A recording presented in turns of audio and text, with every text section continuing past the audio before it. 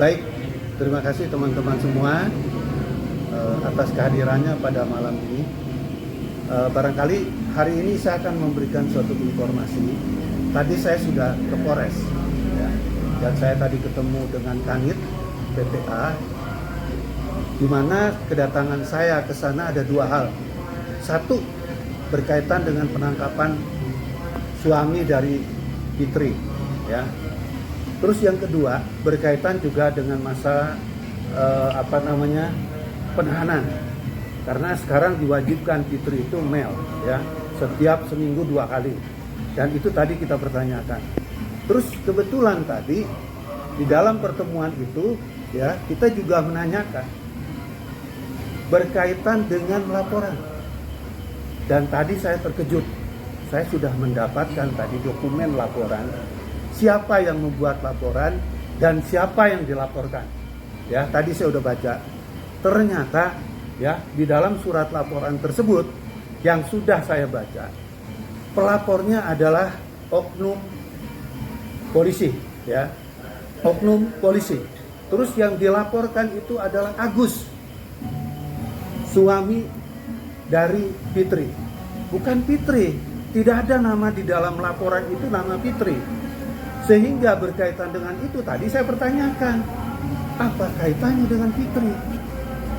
Yang namanya orang dilaporkan, tentunya siapa yang dilaporkan yang harus diproses, yang harus ditahan, yang harus diproses menurut ketentuan hukum. Loh, sekarang kenapa Fitri kok yang ditahan? Itu tadi kita pertanyakan, ya. Termasuk juga kita pertanyakan juga berkaitan dengan penahanan dan juga penetapan tersangka Fitri. Dari mana dasarnya? Kalau berkaitan dengan perjanjian, itu tidak ada kaitannya dalam masalah ini, ya. Dan tadi polisi meminta juga kepada saya supaya jangan melibatkan kasus ini, ya, kasus yang sekarang ditangani di Polres itu berkaitan dengan yang ada di Pamulang. Terus saya pertanyakan, bukankah laporan ini yang ada di Pamulang dilimpahkan kepada Polres? Itu tadi saya pertanyakan. Kalau memang seperti itu, nggak bisa lepas dari persoalan ini. Satu dengan yang lain itu saling berkaitan. Nggak boleh dipisah-pisahkan untuk membela kepentingan suatu keadaan. Nggak bisa. Gitu. Nah, terus kemudian juga, tadi saya juga bertanya berkaitan dengan masalah Fitri, apakah berkaitan dengan surat pernyataan? Kalau berkaitan dengan surat pernyataan, itu juga nggak ada kaitannya dengan menyangkut masalah perjanjian. Gitu, ya.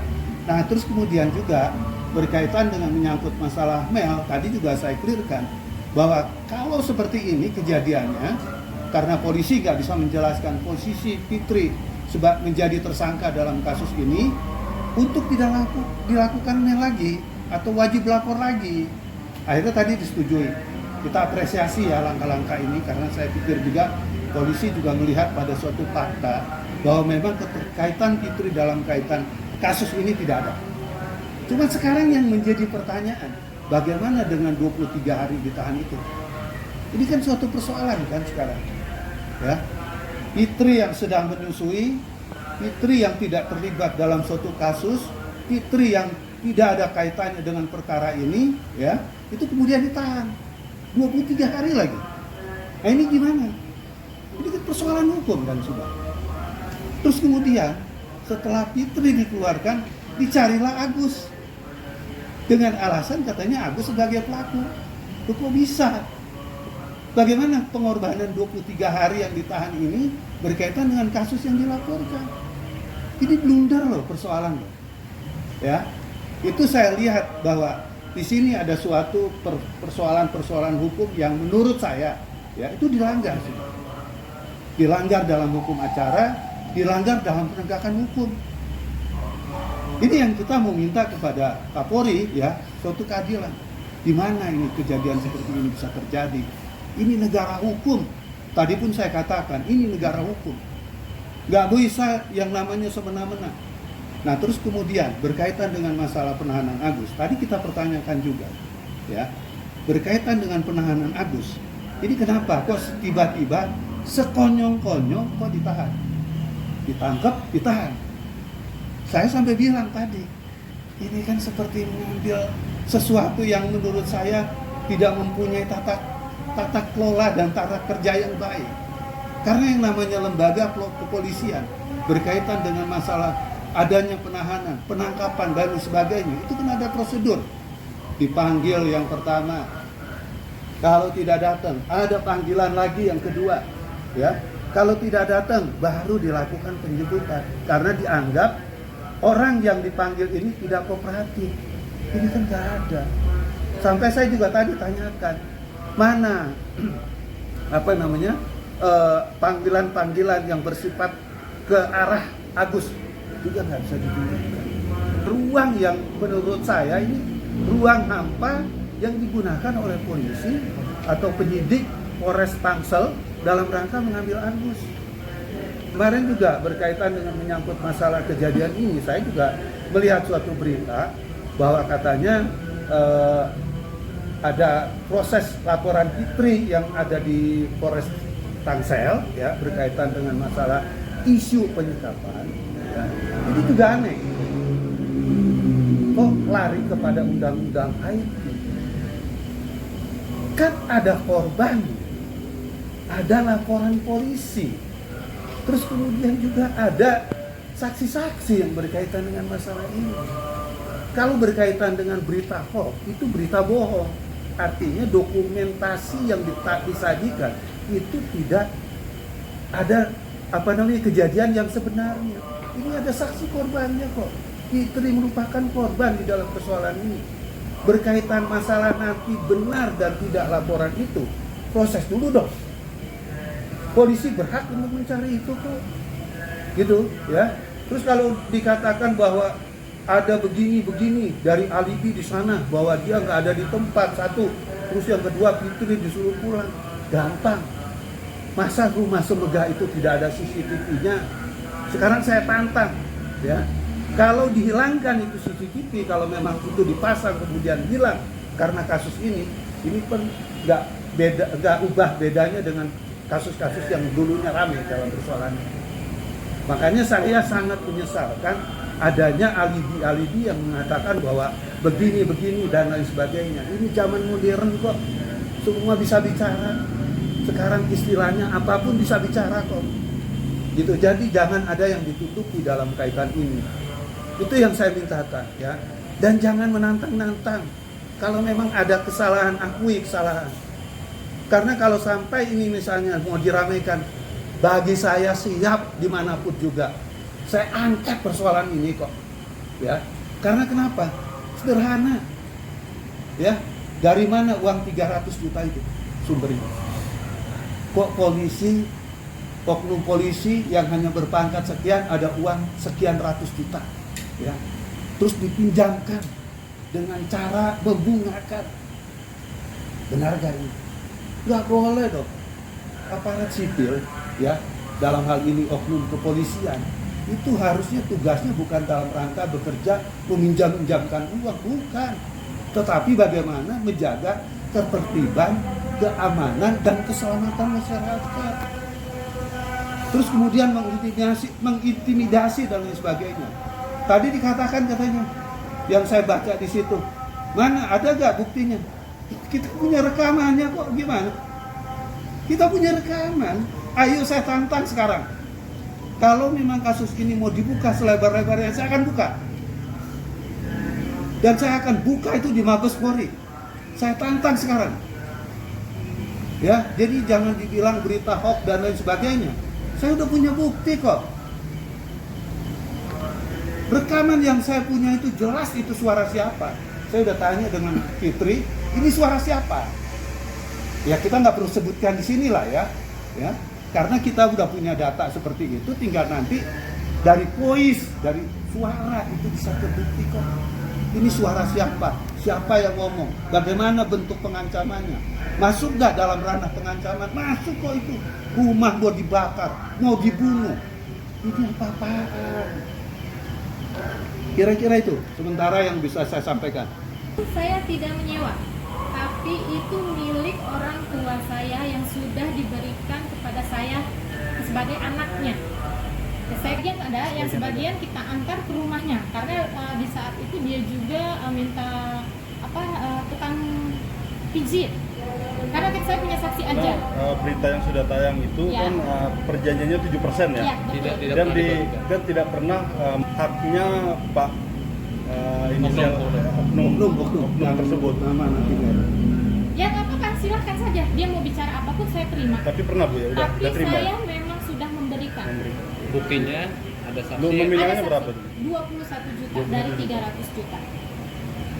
bukti tertulis mungkin selain saksi. Bukti tertulis tidak, karena dia ya bicaranya yang saya dapat. Karena kan yang mengantar uang itu suami saya sama yang dia minta tukang pijit kan. Dia cuma bilang kita sama-sama bicara. Seperti itu. Mungkin dari jam berapa sampai jam berapa lebih detail? Sebetulnya gini, awalnya saya ditelepon sama Pak Eko itu, iniannya dia lah, asistennya dia tuh, ditelepon untuk datang karena beliau yang minta Pak, maksudnya beliaunya yang minta untuk saya datang ke rumahnya, kita akan menyelesaikannya, maksudnya kita ya musyawarah lah, ada titik penyelesaiannya. Awalnya saya nggak mau karena saya khawatir, karena memang saya merasa takut karena sebelumnya kan sudah ada ancaman kayak gini kayak gitu. Kata dia, tidak, ini kita akan selesaikan. Oke, saya ikuti. Saya datang. Dia minta disasar. Saya jalan. Saya bawa mobil gitu. Pas saya jalan, ya udah, saya datang ke sana. Kita ngobrol baik-baik, ternyata semuanya ya begitulah, emosi semuanya. Jadi saya juga nggak kebagian ngomong, nggak bisa kebagian untuk menjelaskan apapun. Akhirnya saya diam. Terserah dia mau bicara apapun dulu, yang saya terima gitu. Intinya saya tetap akan membayar. Intinya saya akan beretika baik di saat itu.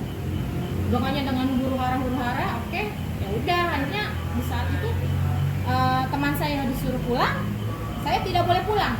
Kecuali kamu Fitri, kata dia, kamu nggak boleh pulang. Teman kamu silakan pulang. Kamu diam di sini sampai ada yang datang untuk membawakan uang, keluarga atau siapapun.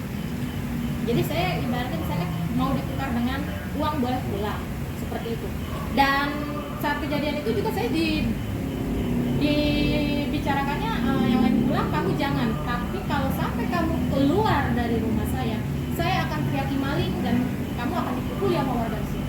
Seperti itu.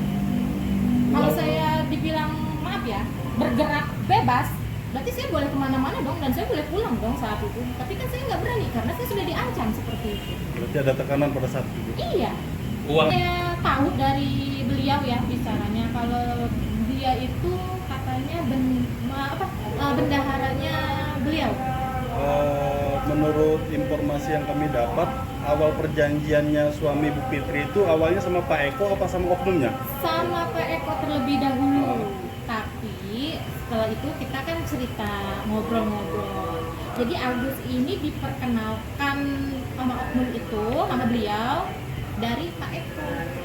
Jadi Pak Eko lah yang membawa Agus, merayu Agus untuk dia bilangnya sih waktu awal ya, itu home-nya.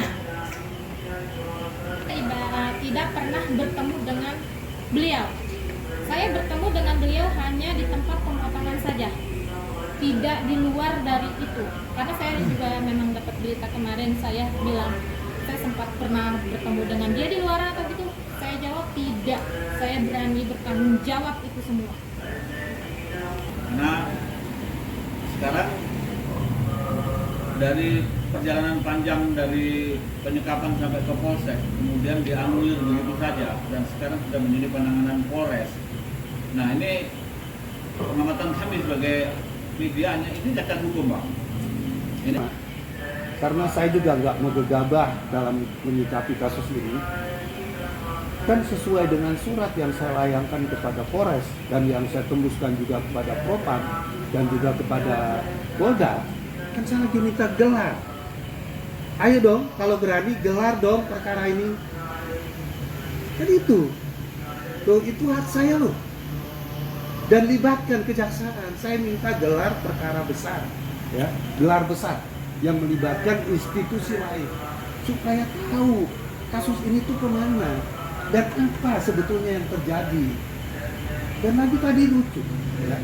Setelah saya lihat LP, ini tambahan ya, saya lihat LP itu lucu. Utang 300 juta ditambah 200 juta. Jadi laporan itu 500 juta dengan uang orang lain yang dimasukkan di situ. Memang bisa begitu. Ini laporan polisi loh, bukan gugatan perdata. Kalau gugatan perdata boleh didompleng. Iya dong, tadi saya jelasin. Di dalam kasus-kasus pidana, ya, itu siapa yang berbuat, dia yang bertanggung jawab. Jadi unsurnya, ya, orang ke orang, individu per individu. Bukannya menggandeng-geretkan seperti itu. Tadi saya pertanyakan. Ini laporannya cacat hukum. Mau dibawa kemana kasus ini? Loh, di persidangan, saya ramein. Nggak bener dong, masa begitu? Kalau gitu enak dong. Saya punya kekuasaan, saya campurin aja di situ, saya satukan laporan saya, misalnya saya punya urusan dengan orang lain, ya, untuk kepentingan bikin laporan, emang bisa? Itu nggak ada dalam hukum acara. Enak tuh, ya. Karena saya lihat di dalam laporan itu, yang lapor itu sendiri, kecuali, ya, si X ini ditambah dengan si A, ya, atau si B di situ ikut dalam laporan, ya, boleh. Jadi bersama-sama buat laporan. Ini enggak, pelapornya tunggal sendiri loh, ya, untuk dua persoalan, untuk dua orang. Nggak bisa dalam kasus pidana. Satu lagi bang, Ya, selama ini Bu Fitri, saya tanya Bu Fitri dulu ya, Ya. Agus kemana pada saat Anda ditangkap? Aku saya Iya. nggak tahu karena saya tidak menanyakan juga ke dia. Saya ada komunikasi, cuma saya tidak diberitahu posisinya di mana. Dia kasih karena saya wajar, saya punya anak yang harus dinafkahi. Iya. kita dengan Agus, ini kan hal yang berdiri sendiri. Kalau memang misalnya subjek yang menjadi laporan itu Agus, kenapa polisi tidak fokus mengejar kepada Agus? Kok malah mencari-cari, ya kan, bukti baru berkaitan dengan menyangkut masalah surat pernyataan tadi. Kan dibuat surat pernyataan dulu nih, baru dikaitkan Fitri. Kenapa fokusnya tidak kepada Agus? Artinya polisi itu sebetulnya sudah tahu kalau Agus yang dikenakan dalam kaitan pidana ini itu nggak masuk. Iya dong, orang perjanjian kok. Tadi juga kita perdebatkan di sana. Objeknya perjanjian. Loh, kalau objeknya perjanjian, tadi saya katakan juga, karena selalu ngomong kalau giliran ini nanti ke pengadilan, nanti bela di pengadilan.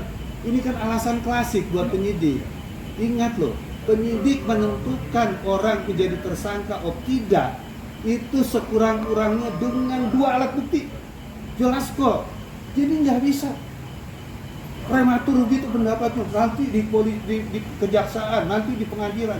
Ya gampang aja sekarang saya tangkepin aja tuh orang semua. Nanti di pengadilan tanggung jawabnya. Nah, hukum acara itu sudah mengatur kok. 2 alat bukti, sekurang-kurangnya 2 alat bukti. Apa sih yang dengan namanya alat bukti? Alat bukti adalah suatu bukti bahwa bukti itu menunjukkan di mana orang itu melakukan suatu tindak pidana. Misalnya mencuri, ada barang yang dicuri, kan gitu kan? Terus kemudian ada saksi yang melihat barang itu diambil, dicuri, atau barang itu digelapkan. Kalau itu kasus penggelapan, ada saksinya berkaitan dengan penggelapan. Perjanjian itu bukan kejahatan. Perjanjian itu masuk dalam ranah perjanjian, hukum perikatan. Tempo hari dalam konferensi pers saya sudah jelaskan, perjanjian itu adalah larinya kepada 1338, ya, KUH Perdata. Semua perjanjian yang dibuat secara sah berlaku sebagai undang-undang bagi mereka yang membuatnya. Itu di luar kotak kepala saya itu, ya. Kalau berlaku undang-undang loh. Masa dijadikan bukti ini loh kejahatannya? Gak bisa. Saya pertanyakan, ya tadi saya bertanyakan, mereka nggak bisa jawab. Oke, kalau kamu belum bisa jawab statusnya ini, saya minta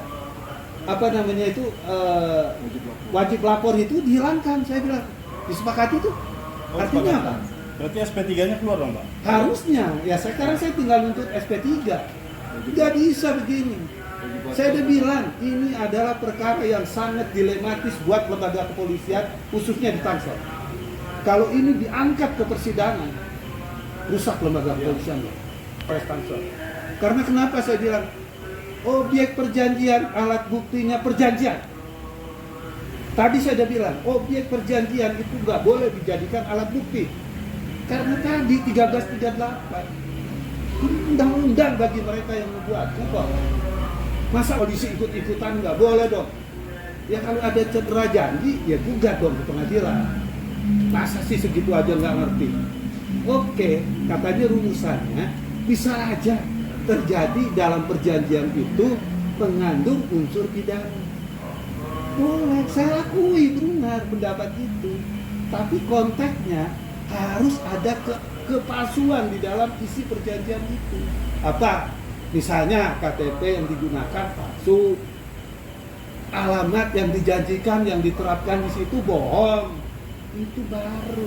Katakan sekali lagi, kalau ini dijadikan dasar, oke, polisi harus menerima semua objek perjanjian untuk menjadi kasus pidana. Mau begitu? Nggak marah itu kasus orang-orang yang di dunia hukum nanti? Ya, itu persoalannya. Blunder loh ini kasus. Rame ini persoalan. Kali himbauan saya buat Kapolri, ini kasus menarik kok. Jangan didiamkan hal-hal yang seperti ini. Cepat dilakukan penindakan karena jangan sampai berefek kepada hal-hal yang lebih mengkhawatirkan lagi.